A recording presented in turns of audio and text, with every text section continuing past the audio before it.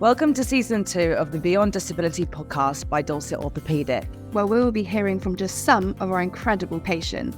They'll be sharing with us their journeys through life and rehabilitation, including all the highs and lows. Make sure to click follow to never miss an episode and enjoy! Hello everyone, my name is Julie Rogers. I'm a 100-metre Paralympic sprinter and recently transitioned to throws, having competed at the Commies last year. I'm here to welcome you all to the brand new Beyond Disability podcast by Dorset Ortho. I'm joined here today by Millie Pickles, social media and content creator and motivational speaker. We're going to chat to you about day-to-day life. And Millie, hello. Hello, thank you for having me. No worries. So just going to sort of have a chat about what it is you get up to day-to-day. So obviously kind of social media and content creation and everything else. Let me know what that entails. What does that look like for you? So I feel like every day is so different for me.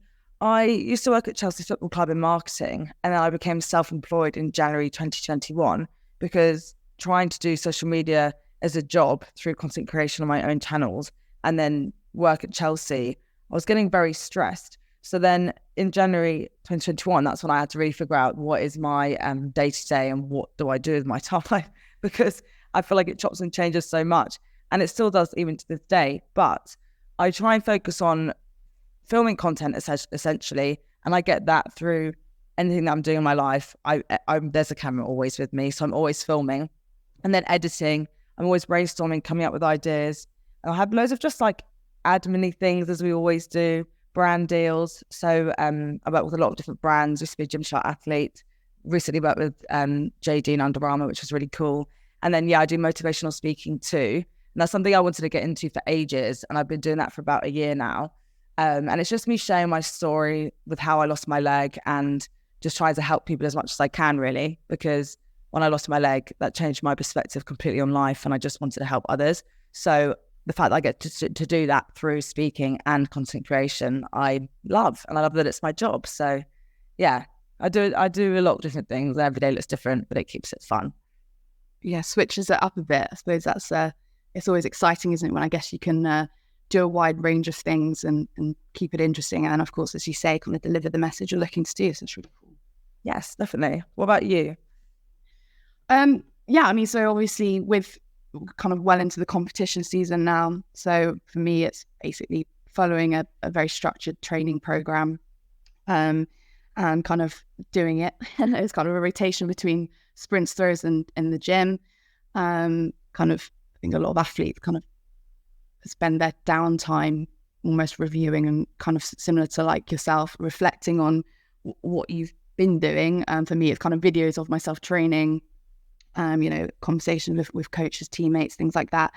And yeah, I think similar to myself, kind of, having worked beforehand in I guess in various environments, you kind of tweak your day to day to what's important. So here and there, I'm very fortunate to do various things, and whether that's media related or talks, and yeah, but basically I just think about the next training session or the next competition, the next race. So it's not too lively right now. Yeah. Does pressure ever get to you? Does what, sorry? Pressure. I've been in high performance sports since, I went to the London 2012 at sort of age 13. So I've always sort of had to learn how to, I guess, deal with pressure in a positive way to deliver a performance. I like that. It's a nice sentence. Yeah. And of course, like pressure can be used in positive ways, right? So it's like kind of, I know when people say, does pressure get to you? It's kind of like, well, the whole point of me running as fast as I can is so it doesn't catch me. Yeah, that's so true. Yeah. But Millie, your journey as an amputee is a little bit different to mine.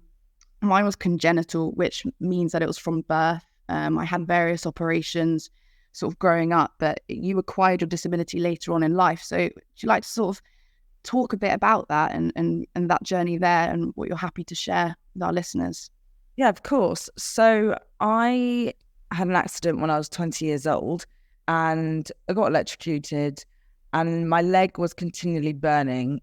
It was like I was being continually electrocuted for weeks because my muscles they had my surgeries. My surgeons had to do a lot of debridement. So this is where they take away dead muscle, because when you're internally burnt, your muscles keep burning. So it was really painful. And then I remember I saw the leg, and one day my surgeons, they came into the room and they were trying to weigh up the pros and cons of getting my leg amputated or not. And I just knew within my whole entire being that my leg had to go.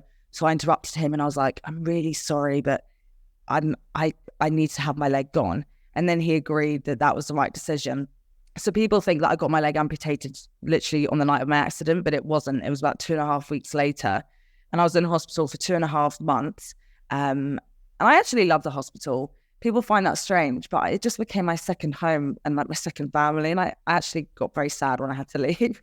But I really enjoyed it. And I tried to always focus on what I could do rather than what I couldn't. So when I was in hospital, I was learning Spanish, I was reading. And then when I got out of hospital, I started learning to DJ, and I was doing marketing courses online and whilst learning to walk. And that sounds really intense, but it actually helped me massively because I was able to prioritize my mind, focus on things that gave me a purpose rather than focusing on things that would make me really sad about me losing my leg. And so I've always had that mentality, and I've always thought maybe that will catch up with me, and maybe I'm not actually okay, because the whole time I have coped really well and I have been okay. And throughout the past 5.5, nearly 6 years, I've actually been okay, weirdly. So I'm very grateful with the way that I dealt with losing my leg. I was just so happy and grateful to be alive, and I see it as a good thing. Like I said earlier, it changed my perspective on life, and I just felt like I learned the value of life. So leg or no leg, I was just happy and grateful that I was here. So I think because mine was so dramatic, intense, crazy accident, that in a weird way that kind of helped me, because it just gave me a new purpose in life. And I just knew that I wanted to help people, which is why I started posting on social media. And that's why I'm doing what I do now. So in a way that I'm glad that it happened. Yeah, it's a big thing to like have to decide at age 20 as well, you know, and kind of, you know, amputee life is a journey. And as you said, kind of, you know, you feel okay, and you do all these things to kind of keep a positive outlook on it, right? So you don't have time to kind of feel negative or down about anything, but you took a lot on you. And I think that a massive decision. So that, you know, that's a massive showcase of really like mental strength, and, you know, I guess showed how important it is to have things to, you know, find enjoyment in when you're going through that journey. Yeah, definitely. I also think it's about acceptance, though, because if I resisted it happening, then I would have been unhappy because I wasn't happy with what my present situation was. But the fact that I was just like, okay, this happened, I can't control it. What can I do? What can I control? That really helped. And those 2 weeks where I hadn't had my leg amputated yet, I just knew, and I kept telling myself my leg's going to go. So it was like I already mentally prepared myself for what was going to happen. So when it happened, it wasn't as bad.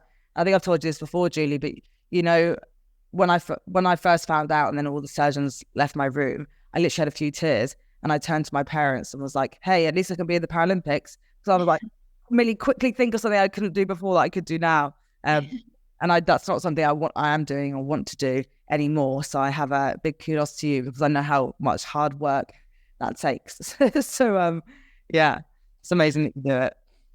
Well, thank you. Yeah, I think obviously elite sport is a great target to have, but you share the passion in fitness, and you are a fellow blade runner and track lover. So even though kind of the Paralympics aren't on your sights, where does your passion for kind of sport and getting into it come from? Is it something you've always had? Is it something that sort of you've turned your hand to now you're an amputee? Like, tell me about your passion for fitness. So I'm part of a really sporty family, and I always have been. I've always loved sport. I did everything at school you could possibly ever imagine. And I've always loved it. So after losing my leg, it was still something that I knew I was going to do. The only thing I didn't do before losing my leg was the gym. And I was so scared to enter the gym. And I finally plucked up the courage. And then I went to this class one evening. And then it was the very next day that I ended up having an accident and losing my leg. And I felt like, oh my gosh, I've been scared to go to the gym for years. Now I'm cursed because the next day I lose my leg. So then when I had to go back into the gym after losing my leg because I had to build up that strength. It was so much scarier the second time around because now I'm, newly disabled in a wheelchair. So that's something that I've had to really grow through. So yeah, love the gym now. But with running, I always used to do 800 meters before. And then because I lost my leg and I was getting a blade, I thought, well, it's a completely different leg and it's a new experience. So why not try 100 meters? And I did enjoy doing that the short time that I did it, about 2 years. But yeah, I've always been sporty, always loved it. And I think I always will. But what about you? How did you get into sport? All of that stuff? Yeah, similar. So I came from a sporty background. My father ran a mixed martial arts school. I have a twin brother who did every sport under the sun. So I tend to kind of throw myself at it as well. I did kind of martial arts, swimming, gymnastics, all the school sports as well growing up. And then I think, I actually had a bit of the classic kind of kids are mean sort of age 9, 10, which is when I then turned my attention to disability sport. Just because my family thought it would be an environment that would get me back into doing what I love, which is basically training, but in an environment that I felt comfortable and kind of find my confidence again.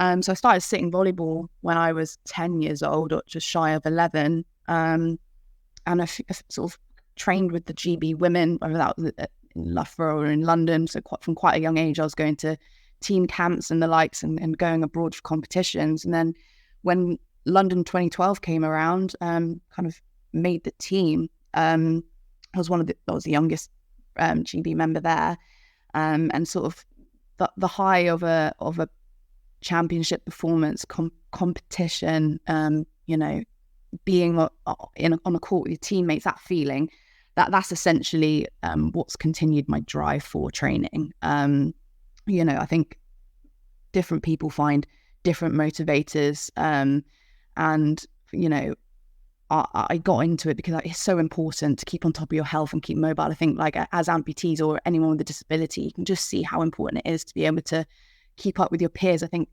for me, it was almost to keep up with my twin that kept me so active. Yeah. And I think like it was only stepping away from sport as a kid where you kind of, I wasn't too healthy and I was really isolated from my peers and things like that. Sport gave me that kind of breadth of purpose and confidence again, and made me believe in my body and like as much as my mind, which I guess, which leads really well onto, how important sport and training is for your mental health. Have you found that kind of, training, it feeds that strong mindset, doesn't it? Oh, 100%. Recently, I couldn't walk for 9 weeks and I started to feel probably the worst I've ever felt, if I'm honest, even more so than when I lost my leg. And I think I realised because I journaled it out, I thought about it, and I realised it's because I live on my own now that I find it really hard being disabled. And secondly, I let my habits slip, and it started with not going to the gym. And the impact that had on my mind was crazy. So it's so important to exercise. I agree, it's so good for your mind. And I was also wondering, because you said about kids being mean, did you find doing fitness as like an escape of that? And how did you find growing up being an athlete? Because obviously I didn't experience that. Yeah, so in terms of kids being mean, it kind of stopped me doing school sports. So I was very much integrated into kind of like PE and stuff throughout the years. But, we all go through it where you're picked on for something, and mine just happened to be my leg. But it very much, it meant I stepped away from school sports, which is, why I went into, or why my family encouraged me to try a new sport, which meant, traveling to try disability sport. Growing up, sport, training was always something I did for health and happiness, like something I genuinely enjoyed, like, through and through. And in terms of escapism, I guess it is in the sense of, I think using it as escapism would be like going to the gym and jumping on a bike and sort of letting your mind wander a little bit, or even kind of jumping into a new environment to kind of put on a bit of a persona if you've not had a good day, and you can just get on with it. So I guess it had an element of that, the sense of I can go and play sitting volleyball with with a group of people that they were either amputees or they had various other disabilities, but I sure wasn't being picked on for having a disability there. So I guess it gave escapism in that sense, but I think there's something a lot deeper in the sense of, you know, pushing your body in a physical way, and then going up against a team, or, you know, as my sports have developed through the years in athletics, you know, actually having to put on your vest and compete and be the best you can be. Would you call that escapism? I think that's just the deliverance of actually being very present. So it's probably not an escape there, right? You're ready to go. You got to do what you got to do. But there's so many elements in training and sport, and I think everyone has to find like what drives them and what motivates them to get there. But what is so important is that, like, you know, whether it's to compete with people or against people, or just being able to jog around the park with your dog, or, you know, get to the gym 3 times a week, it's just finding that kind of positive motivator and being disciplined to stick at it. Yeah, I couldn't agree more. So I mean, you know, sport is amazing. You know, we've both got strong passions with it, and of course you share a lot of what you get up to, whether that's, you know, trying different sports or going to the gym, and you share a lot of that naturally on social media. So Millie, what's your goal with your online presence? What are your plans there? So when I first started, it was purely because I couldn't find any amputees online, and I'd never seen an amputee in person. I then became one, and I just wanted to find someone that I could connect with, and I really struggled. So it was essentially me wanting to be the person that I never had, and I increasingly always was looking. I remember coming across you being like, oh my gosh, messaging you, because it was just something that I really wanted. So for me, the whole reason I do this is because, I just want to be that person for other people. And I'm really grateful and glad that I definitely do that now, because people message me and it honestly brings me so much happiness. But for me now, I think I really want to just show that if you put your mind to something, you can achieve anything. I'm a true believer in that. And just because you're disabled doesn't mean you can't do something. And I just hope that I'm able to bring happiness, like motivation, able to inspire others to just live their best life, whether they're able-bodied or not. And that's the whole message that I like to share.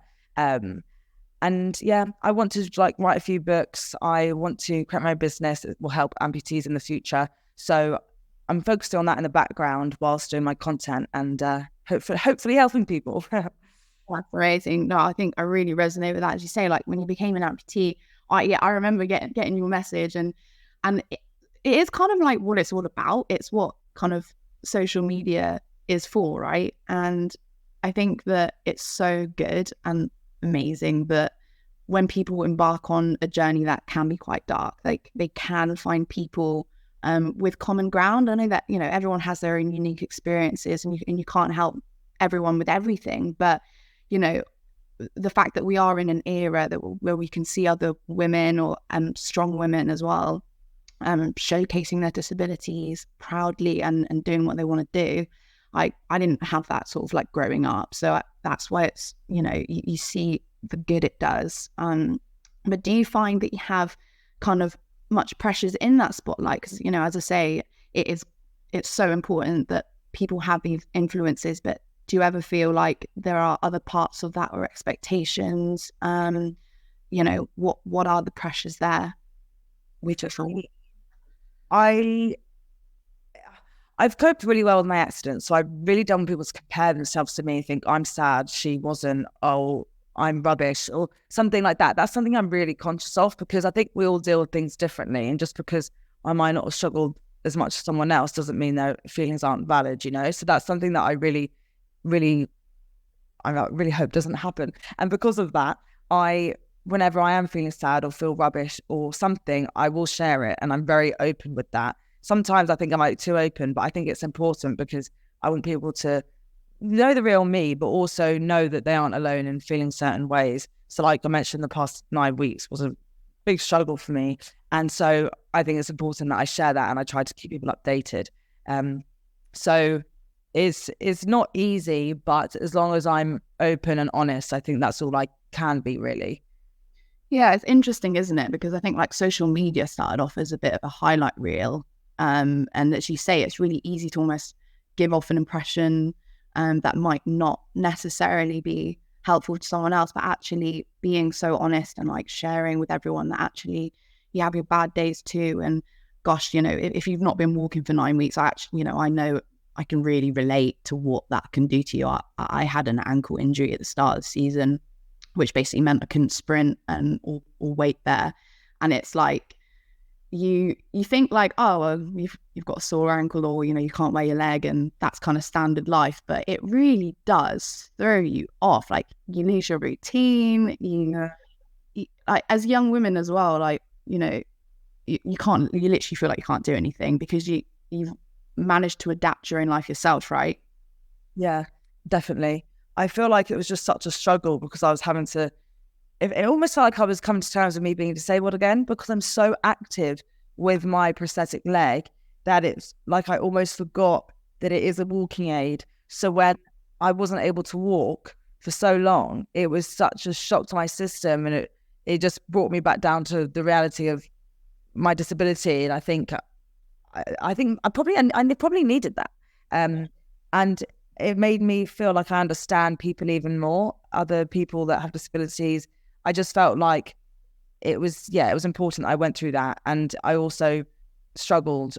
And people have always said to me, essentially, that, have you had your down days? And because I never really have, I've always shared that. But for me, the past 9 weeks, because I now feel like I understand what a down day is, and I know that probably sounds ridiculous, I just never really got down before. So now I feel like I'm able to understand people more on that level, and I'm grateful for that in a way, because I can empathize better. That probably sounds a bit strange, but yeah, no, I totally get it. I really do. Like, you're clearly a really like positive person, and and something like that. When people ask about your down days, I kind of agree, right? I've like always kind of trance through things, but all it takes is literally someone taking your leg away. And you just kind of said you forget, right? You're an amputee, because you don't kind of treat yourself as an amputee because you kind of identify as the ways to do what you need to do without it being kind of like a prohibiting factor, like something that stops you doing anything, right? That's what motivates people to like go out there and get it. But it is humbling, and certainly there'll be a lot of people that have their own kind of their own hurdles in the way, whether that's you can't wear their leg, or that they have to their average day it isn't coming about, and that they have to make a bit more changes, and that can be really mentally challenging for someone. But now that you can like relate with that experience, it is really insightful. It's certainly humbling, isn't it? humbling is the word.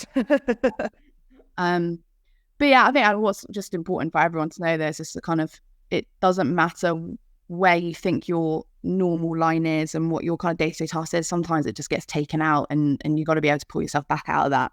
In the ever-changing pace of social media, then I know that obviously it's going to revolve a lot around your life. You share the highs and more recently the lows and the challenges you face. But what inspires the content that you create? Where do you get your kind of your idea funnel from?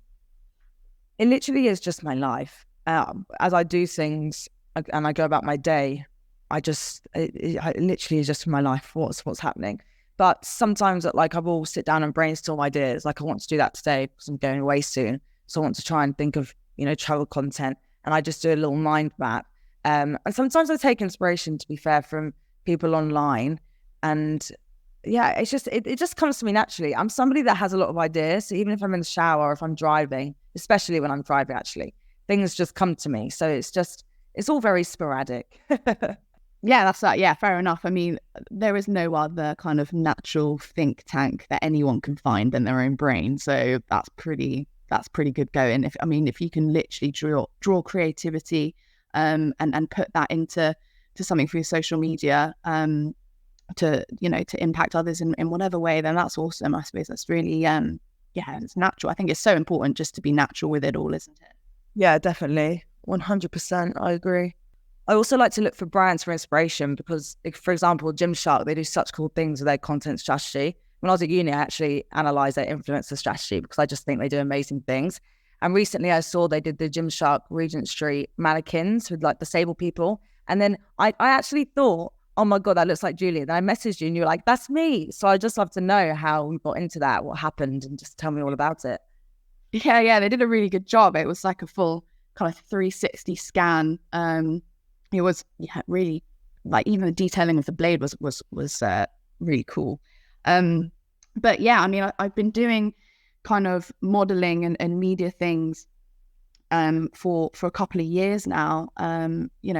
Similar to like the social media side, for me, I think representation is really important. I know that, if I had this sort of thing growing up, it would have made a very positive impact on me, and not thinking I was the only little girl in the world with one leg.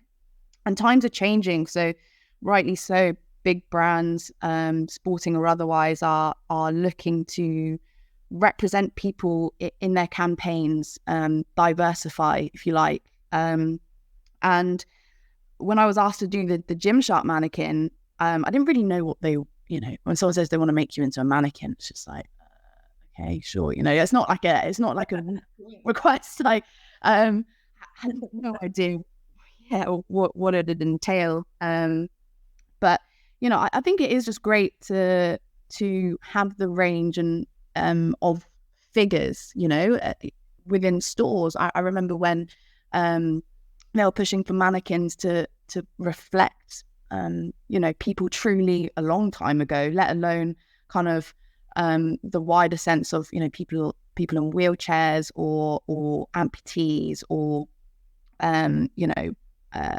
they had a woman rugby player, for example. That's non-standard for a mannequin. Yeah. I think with these brands, Millie, I don't know if you agree with this. I think the movement's definitely going in the right way, and it's so strong and so positive. There's certainly a lot for it to, a long way for it to go. I think in the last couple of years, kind of meeting, various directions for the campaigns, you definitely learn a lot on not just how you see yourself when you're in front of a camera, but how others see you too, which is interesting. And modeling is a world in itself. But I saw that you did a panel talk with Samsung on accessibility, which is right at the root of the kind of addressing true challenges that people in the world face when it comes to disability, day-to-day tasks, and general awareness. So what do you think are the challenges that we've got ahead of us, sort of being on the ground and listening to those people?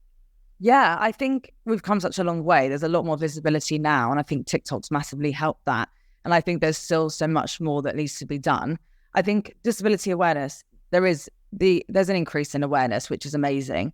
And for me, it's about actually now taking action and not doing it to just tick a box. It really does frustrate me when I feel like brands are doing things just to tick the box and look good, rather than actually trying to help disabled people. So I think, having inclusive design where disabled people are part of the process when products are created, so it's actually tailor made for them. And even in gyms, I know there's like specially adapted equipment for disabled people, and I don't see them ever in gyms. So it's like actually starting to implement those into our society and actually trying to undo what's already done within our society, because I feel like it's a very able-bodied built environment. So trying to make it more disabled friendly, I think is important. And I think having brands help us do that and really try and push forward and drive the changes, what we really need to do. And I think we just need people to open up their minds and have the awareness, because it's when, like, I was on the phone to a company that I'm going to be flying with soon, and they were really, really difficult with me about my needs. And it was such a big challenge for me. And it was just like, they had no awareness whatsoever. And I just thought, I don't expect every single person to know, but I'd like people to try and even educate themselves on the possibilities, so that we don't have to face so many barriers. So I think there's a responsibility for individuals themselves to try and educate themselves, but also for brands to try and have that awareness and drive forward the change. Yeah, I totally agree with that. And, and you saying as well, that kind of checkbox feature, I think, the modeling world can be perceived as shallow enough. Obviously there is depth and representation in everything we do, But there are so many experiences that I've had along the way where it is very evident that, okay, cool, people are aware, you've put, you've got a bit of diversity on a poster, sweet. But how, as a brand or company, do you actually understand or show and represent commitment to actually having that open-mindedness to help in a way, just in the sense of, I don't think any individual should be held back from what they want to do because of accessibility requirements. So the fact that you can't even, talk to a company whose service is to help people fly literally day in, day out. If people don't have the base amount of understanding to make kind of the necessary adjustments, which are very small, I'm sure, as well, Millie, of what you were looking to do. Yeah, it was. Yeah. And irrespective of how big or small it is, if an adjustment can be made where you can then get on with something just like everyone else, that's the kind of stuff that companies need to work on, not just, well, we're clearly all for the disability badge because, we've done this in our campaign. It's actually just so much more, it's so much deeper than that. The world is so much more sophisticated than kind of surface level acceptance. It will take, brands like Samsung kind of recognizing how their devices, their technology can better people with disabilities, just like what we do here at Dorset Ortho, really. It's like, you actually finding an understanding of what makes people's lives better. And that needs to kind of come out to the companies that give us access to, like our tech, the building, our airplanes. But it's come a long way. We'll keep, we can. You may be disabled, but being in an able-bodied society, I feel like makes us more disabled. And if you're actually, like, if brands are creating products and there's actually opportunities for us to be able to use things so it can make us more able, we are more than capable. And I was actually so overwhelmed by the amount of tech that Samsung has in their devices that can help a wide range of disabled people. And there was a few questions in the audience, and the audience were like, okay, this is amazing that you do this, but there isn't much awareness around this. Like, how can people find out about this? And they were saying about how the people in the stores are trained on it, but if people don't really know about it, then there's opportunities there, but people don't necessarily know. So it's just about bringing that awareness. So there might be loads of brands that do it, but we're just not told about it. So I think, there's more awareness that needs to be done, and I'm amazed and I'm glad and happy that things are being done, but it's just, we need to be. It's kind of a happy mix of both then, isn't it? It's kind of like, cool, that the stuff is there, the technology's there, people are working on it, but actually, because the disabled population, there aren't, or people that use those kind of devices, aren't many of people that tap into kind of adapted devices like that. So then it doesn't get the platform where then it is word of mouth within those communities, which essentially leads to kind of like unintended exclusion, right? Because a lot of people who, a bit like ourselves, kind of will just attack things head on, probably not wonder how we can make our lives slightly easier, because we do love a challenge, don't we, Millie? Yeah. But then those people will just go amiss, and their lives are, I guess, not as efficient as it can be. So, which is why it's then kind of looping it, bottom up. Then we look to make sure that people are with disabilities are aware that the tech's out there and sharing it on platforms and pushing it amongst public. Then it's when you do that side of it. So that's really interesting, but it is so positive. Tech is doing amazing things, and not just tech, but the inventions of things, and people understanding and then wanting to problem solve for people with disabilities. It's really good.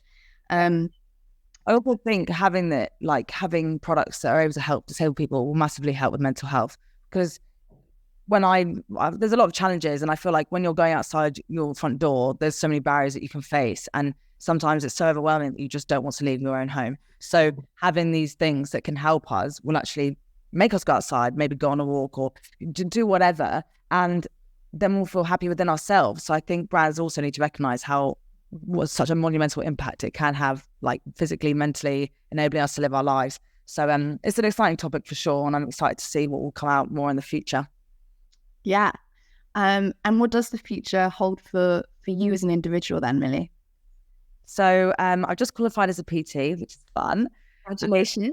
Thank you. So I also am doing a life coaching course next because I really just want to help people physically and with their mind. So it makes sense for me to do that. And I love mindset stuff. And then, like I mentioned earlier, I want to have my own business in the future, write a few books. So I'm focusing on that. But I'm also very open to anything because I feel like you can't plan your whole life. So I have a guide of what I want to be doing. But if something amazing comes up, then I'm not going to say no. So that's kind of me. But what about you? Obviously, you've got, your comps and stuff. Yeah. Oh no, that's really good. Going with the flow is definitely so important for that kind of, as you say, you can't plan life. For myself, I'm kind of fixated with the Paralympic Games next year. So kind of, it's all I can really think about. But essentially, that's what I'm aiming for. Obviously, I transitioned into throwing a few years ago, and having competed last year for Team Wales, obviously that off the back of that, just kind of getting back into the championship kind of cycle, if you like. We had COVID and a tough couple of years before that kind of impacted different people in different ways. And looking forward now is just so exciting. I think in the world of sport, that's in that sense, like we as a world, we've not hosted many international competitions since because we've not been able to. And the fact that things are coming back and they are back, just kind of it allows building towards that goal so much more enjoyable. Yeah. So for me, it's essentially focusing on the Paralympics next year. Sort of having done discus at commies, I'm actually putting my hand to shot, literally, as the shot puts in the Paralympic Games with my classification, looking to do the 100-meter sprint too. I definitely would have been a multi-eventer if it was an option. I know that for sure. I clearly can't keep still. But essentially it's building on that. And then similar like yourself, it's kind of, I think it's always important as athletes and as human beings, actually, just kind of tune into what your goals are, what your priorities are, what you're looking to do. But then having that as a guidance for everything else then, and making sure that what you do day to day or in between aligns with that common goal up ahead. So I think the Paris Paralympics is going to be really exciting, and I hope to make my third Paralympic Games. But that cycle between Paris and LA, I think what that will do for disability awareness, let alone the opportunity to compete and perform on a stage like that, I think we're really going to see an exciting Olympic cycle for the progression of disability sport, for elite sport in the Paralympic space. But that then the trickle down of that, in terms of that awareness, that the platform, how many faces it'll be in. I think between Paris and LA, that kind of platform in America could actually have the opportunity to change Paralympic sport and the way that Paralympic sport is perceived, which of course can bring kind of awareness to other things, just by kind of sparking that natural curiosity and interest in people. So I think, the future for me is training, competing, and hopefully getting to my third Paralympics. But I think the journey is going to be pretty exciting, and that's key here, and that's important to us all. Yeah, it's all about the journey, isn't it? Not necessarily just the destination. But I really hope that you do get through it and you absolutely smash it. And I'll be manifesting it for you. Really, thank you so much. Yeah, no, I think it's going to be awesome. I look forward to seeing where your ventures and where things go for you. And I'm sure you and I will be on a track very soon just to bounce off each other anyway. Yeah, we need to do that. Yeah, for sure. So we asked our followers on Instagram to ask us a few questions that they'd like us to discuss on today's podcast. And one that's come through is, do you find that people stare at you, and how do you deal with it? Millie, I had my ways of how I dealt with this growing up, which is probably going to look different to yours, but essentially, as I've kind of stuck out from quite a young age, I've been able to kind of horse race on blinkers a little bit sometimes, and with age, I've kind of learned to filter, I guess, what stares are a bit uncomfortable, and then what stares are just stares because you look a bit different. But that definitely takes time. And in terms of how you deal with it, I think, you know, as an adult, it'll be very different. Because I know